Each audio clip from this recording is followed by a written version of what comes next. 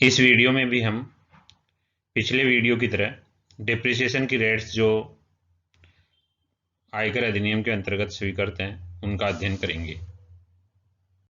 Furniture और fittings के लिए समूह 4 के रूप में इसको वर्गीकृत किया है और जो डिप्रिसिएशन की रेट्स हैं वो सामान्य दर सभी प्रकार के फर्नीचर पर समान दर से स्वीकृत की गई है, यानी 10% की दर सभी प्रकार के फर्नीचर के लिए होगी।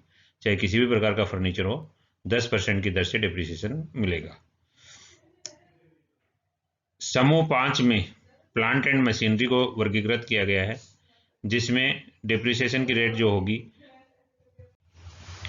समूह 5 में ह्रास की जो सामान्य दर है, जो प्लांट एंड मशीनरी के जो समूह बनाए गए हैं उनमें समूह 5 में रखे गए हैं वो सभी मशीनें जो समूह 6 से 8 में सम्मिलित नहीं है, यानी कि आगे जो समूह अपन 6 से लेकर 8 तक पढ़ेंगे उनमें जो शामिल नहीं है वो बाकी सारे प्लांट और मशीनरी समूह 5 में होंगी।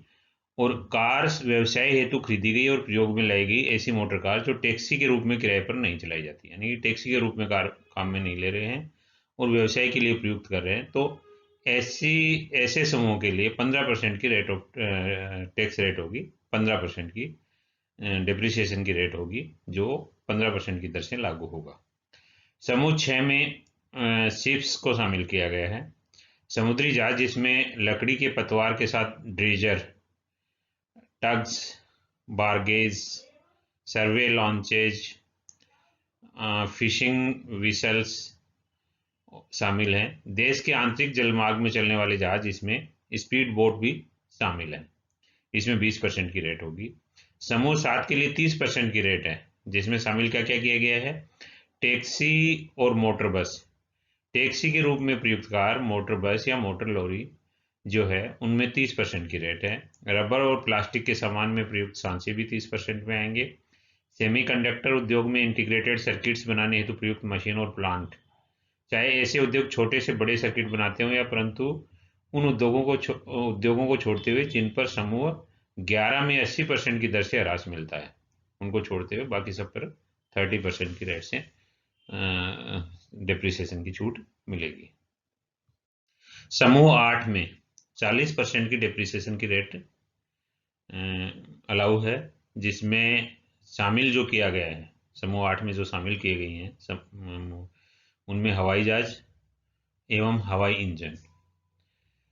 1 अक्टूबर 1998 से 31 मार्च 1999 तक क्रय किए गए नए वाणिज्यिक वाहनों पर, बशर्ते कि इनका क्रय और व्यवसाय में प्रयोग 1499 से पहले कर लिया गया हो। मतलब ये नए वाणिज्यिक वाहन हैं जो एक पर्टिकुलर अवधि है 1/10/98 से 31/3/99 तक, इस दौरान क्रय किए गए हों और उनको प्रयोग में लिया गया हो, 1499 से पहले कर लिया गया हो व्यवसाय में प्रयोग, तो 40% की रेट अप्लीकेबल हो जाएगी। विशिष्ट प्रकार के जीवन रक्षक चिकित्सा संबंधी उपकरण, यानी कि जीवन रक्षक जो लाइफ सेविंग मेडिकल इक्विपमेंट्स हैं उन पर 40% की रेट से डिप्रिसिएशन मिलेगा। नियम 5(2) में वर्णित मशीनों पर बढ़ी हुई दर से ह्रास 40% की दर से मिलेगा। तो समूह 8 में 4 प्रकार की संपत्तियों को प्लांट एंड मशीन को शामिल किया गया है, जिसमें हवाई जहाज और हवाई इंजन है, वाणिज्यिक वाहन है जिनका प्रयोग एक निश्चित अवधि में क्रय किया गया हो और प्रयोग कर लिया गया हो, विशिष्ट प्रकार के लाइफ सेविंग मेडिकल इक्विपमेंट्स और नियम 5(2) में वर्णित मशीन, इन पर 40% की दर से डिप्रिसिएशन अलाउ होगा। समूह 8 का सेकंड पार्ट जो दिया है, मतलब ये समूह 8 का पहला पार्ट था, सेकंड पार्ट है, उस पर भी 40% की डिप्रिसिएशन की रेट होगी। उसमें क्या क्या शामिल किया गया है, उसमें किया गया है कांच और प्लास्टिक के बने हुए मर्तबान कंटेनर्स हैं, कांच के बने हुए या प्लास्टिक के बने हुए जो कंटेनर्स है जिन्हें पुनर्भरण रिफिल के रूप में प्रयोग किया जा सके, जो जिनको रिफिल के रूप में दोबारा प्रयोग किया जा सकता हो, ऐसे कंटेनर्स को कांच के हो या प्लास्टिक के हो 40% की डिप्रिसिएशन अलाउ होगी।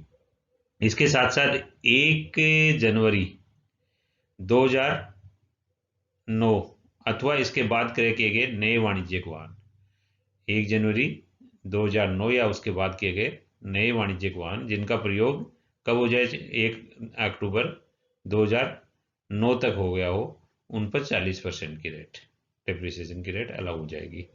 ये समूह 8 का सेकंड पार्ट था। समूह 8 का थर्ड पार्ट में शामिल किया गया है। इसमें कंप्यूटर्स है, सॉफ्टवेयर, कंप्यूटर एवं सॉफ्टवेयर 40% की रेट में आएंगे। बुक्स को भी इसी में शामिल किया गया। बुक्स में क्या है, करदाता द्वारा अपने पैसे प्रोफेशन हेतु क्रय की गई सभी प्रकार की पुस्तकें पर ह्रास, वार्षिक प्रकाशन एवं करदाता द्वारा किराए हेतु दी जाने वाली पुस्तकों एवं वार्षिक प्रकाशन के सहित, मतलब सब तरह की पुस्तकें इसमें, चाहे किराए पर देने वाली पुस्तकें हो, वार्षिक प्रकाशन हो और प्रोफेशन के लिए पुस्तकें हो, उन पर 40% की डेप्रिसिएशन की रेट अलाउ होगी। गैस सिलेंडर जिसमें वाल्व और रेगुलेटर भी शामिल है, कांच उद्योग में प्रयुक्त भट्टी एवं तेल क्षेत्र खनन क्षेत्र संचालन हेतु जमीन के अंदर और बाहर प्रयुक्त मशीनें, ये 40% की रेट होगी। यानी गैस सिलेंडर पे भी 40%, जिसमें वाल्व और रेगुलेटर भी शामिल है। कांच उद्योग में प्रयुक्त भट्टी और तेल खनन और क्षेत्र संचालन हेतु जमीन के अंदर और बाहर प्रयुक्त मशीनें हैं, उन पर भी समूह 8 के पार्ट थर्ड के अनुसार 40% की डेप्रिसिएशन की रेट अलाउ होगी। समूह 8 का ही चौथा पार्ट है जो specified plant and machine. Specified plant and machine इसमें शामिल किए गए हैं, जिसमें है rollers used in flour mill, यानी फ्लोर मिल में जो रोलर्स यूज होते हैं वो, steel industry and sugar works हैं। फ्लोर मिल, स्टील इंडस्ट्री और शुगर वर्क्स, मतलब इनमें शुगर मिल में जो रोलर यूज होते हैं उन पर 40% की दर से डिप्रिसिएशन मिलेगा। एनर्जी सेविंग डिवाइसेस जो हैं, एनर्जी ऊर्जा की बचत के जो डिवाइसेस हैं उन पर भी 40% मिलेगा। Renewable energy devices including solar devices, इन पे भी 40% की रेट से मिलेगा।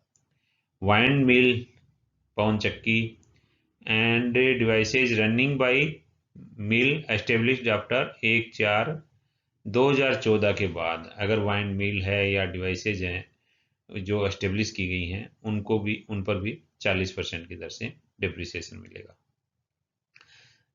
इसी समूह में, समूह 8 के 5वें पार्ट में अदर प्लांट एंड मशीन्स को शामिल किया गया है, जिसमें plant and machine to control air pollution, water pollution and solid waste control, यानी ऐसा प्लांट और मशीन जो एयर पोल्यूशन को कंट्रोल करता है या वाटर पोल्यूशन को कंट्रोल करता है या सॉलिड वेस्ट कंट्रोल करता है, उसके संबंध में 40% की रेट लागू होगी। Machinery and plant for water treatment system, water treatment system के लिए मशीनरी और प्लांट परचेज किया गया हो और used to provide infrastructure facility, उसको इंफ्रास्ट्रक्चर फैसिलिटी के लिए प्रयुक्त किया गया है, तो ऐसी स्थिति में भी डिप्रिसिएशन की रेट 40% होगी। Wooden parts used in artificial silk manufacturing machinery, silk manufacturing जो मशीनरी है उसमें जो वुडन पार्ट है, आर्टिफिशियल सिल्क मैन्युफैक्चरिंग मशीनरी है, उसमें यूज होती है कौन सा, वुडन पार्ट्स, उस पर 40% होगा। Cinematograph films, bulbs and studio lights, इनमें भी 40% की रेट से डिप्रिसिएशन होगा। Wooden match frames, match factories हैं, माचिस बनाने के उद्योग हैं, उनमें भी 40% डिप्रिसिएशन अलाउ होगा। इसके अलावा winding ropes, sand stowing pipes and safety lamps in mining industry, mining industry में जो वाइंडिंग रोप्स हैं, सैंड स्टोविंग पाइप्स हैं और सेफ्टी लैंप्स हैं, इन पे भी 40% की रेट डिप्रिसिएशन की लगेगी। साल्ट पेन, यानी नमक के जो पेन्स हैं उन पर, reservoir made by clay material in salt works, यानी कि साल्ट के मटेरियल को रखने के लिए, वर्क्स में रखने के लिए जो क्ले की मिट्टी के जो मटेरियल है, उन पे भी 40% डिप्रिसिएशन की रेट होगी। तो 5वें पार्ट में जो शामिल किए गए हैं, समूह 8 के 5वें पार्ट में ये सारी प्लांट एंड मशीनरी हैं जिन पर 40% की डिप्रिसिएशन की रेट लागू होगी। तो यदि आपने अभी देखा था कि छठे से लेकर 8वें, छठे 7वें 8वें समूह में जिन संपत्तियों का मेंशन किया है 40% की रेट है या 30% की रेट है, स्पेसिफाइड रेट है, उनको छोड़ते हुए बाकी सारी मशीनरीज पर समूह 5 में 15% की रेट से डिप्रिसिएशन लगेगा।